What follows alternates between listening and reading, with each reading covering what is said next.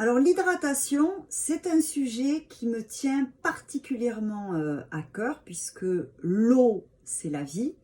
Sans elle, rien ne se passe. Et dans notre métier, ça prend tout son sens. Alors les dernières études en France relèvent que 75% des Français sont déshydratés et 62% de nos enfants. C'est à méditer quand même, hein. Tous les chiffres que je vous avance sortent du CNRS. Alors, l'eau est le principal constituant du corps humain. La quantité moyenne d'eau contenue dans l'organisme adulte est de 65%. Nous sommes hydriques, c'est-à-dire qu'il y a plus d'eau que de matière en nous. Ce pourcentage, il varie. Donc un fœtus, par exemple, de 2 mois va être constitué de 97% d'eau, un nouveau-né de 75%, et une personne âgée de 55% d'eau. Vous pouvez déjà imaginer que seulement 10% d'eau en moins reflète une déshydratation hyper importante, très importante sur la peau. Cette hydratation, elle dépend également de l'âge, puisqu'elle diminue avec les années, parce que les tissus vieillissent, puis ils se déshydratent et l'eau va être remplacée par la graisse. La teneur en eau des différents tissus humains répond à un équilibre hydrique et elle va conférer à une cellule, un organe, un tissu, une consistance qui va être bien déterminée. Alors par exemple, le sang contient 83% d'eau, le cerveau 80%, les muscles 75%, le squelette entre 40 et 50%. Et l'eau se répartit sur 2 secteurs. On a le secteur extracellulaire, donc on a 20% qui sont constitués de l'eau plasmique ou l'eau intravasculaire, donc ça représente 5% à peu près, et les 15% restants, ça va être l'eau interstitielle. Et ensuite, on a le secteur intracellulaire, à l'intérieur, et ça représente à peu près 40% du poids corporel. L'eau est indispensable à l'organisme, à son bon fonctionnement. Le corps humain ne peut pas stocker l'eau et l'organisme élimine en permanence l'eau par les excrétions, donc principalement l'urine, la respiration au moment de l'expiration et surtout la transpiration et la perspiration. Les quantités d'eau varient en fonction des conditions atmosphériques, des activités, et plus la chaleur et ou l'activité physique sont importantes, plus la transpiration sera abondante.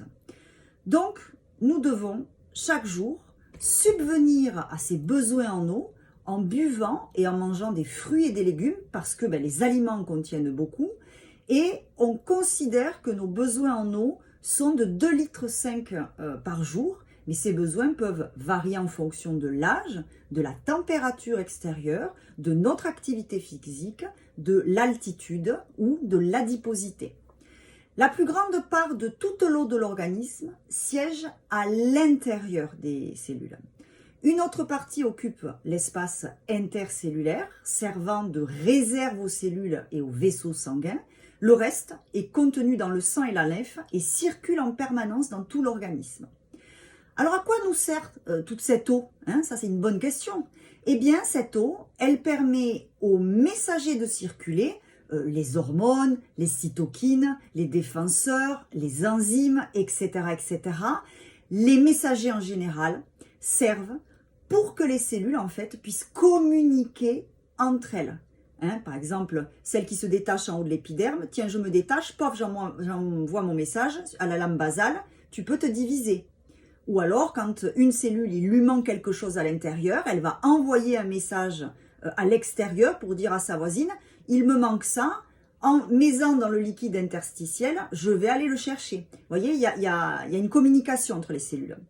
Elle participe aux nombreuses réactions chimiques dont le corps humain est le siège.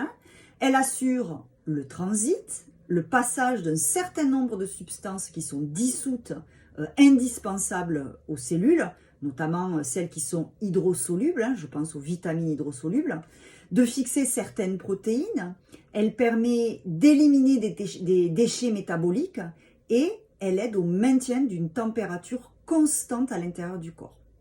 Au moment de la digestion, l'eau apportée par les boissons et les aliments qui sont ingérés, l'organisme lui fournit, une fois que c'est ingéré, va fournir lui-même plusieurs litres d'eau à l'estomac et à l'intestin grêle pour faciliter la circulation et la digestion des aliments.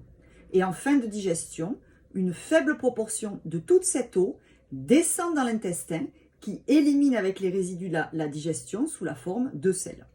Mais la plus grande part traverse les parois de l'intestin grêle et du côlon pour aller rejoindre le sang et la lymphe qui la transportent dans tout l'organisme, notamment vers les reins, la peau et les poumons, et les principaux organes par lesquels elle sera ensuite éliminée de diverses manières.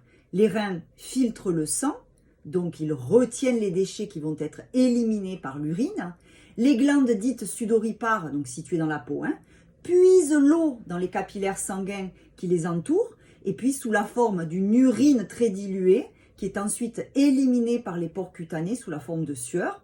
Lorsqu'il fait chaud, la sueur qui produit du froid en s'évaporant permet de réguler la température corporelle. Et à chaque expiration, les poumons rejettent de l'air qui contient de la vapeur d'eau. Alors je ne vais pas m'étaler ici de comment un cosmétique hydrate la peau. Vous pourrez le découvrir dans mon cours sur ce sujet. En conclusion, toutes les cellules de notre organisme ont besoin d'eau pour survivre et se multiplier correctement. Notre peau a ainsi besoin d'eau pour garder sa souplesse, son éclat et ralentir le vieillissement cutané. Si vous ne connaissez pas les mécanismes de l'hydratation, de son impact et de son importance, vous ne pouvez pas conseiller correctement vos clientes pour avoir un résultat optimal. Suivez-moi sur Global Pro Skin et la peau n'aura plus aucun secret pour vous. Je vous dis à très bientôt.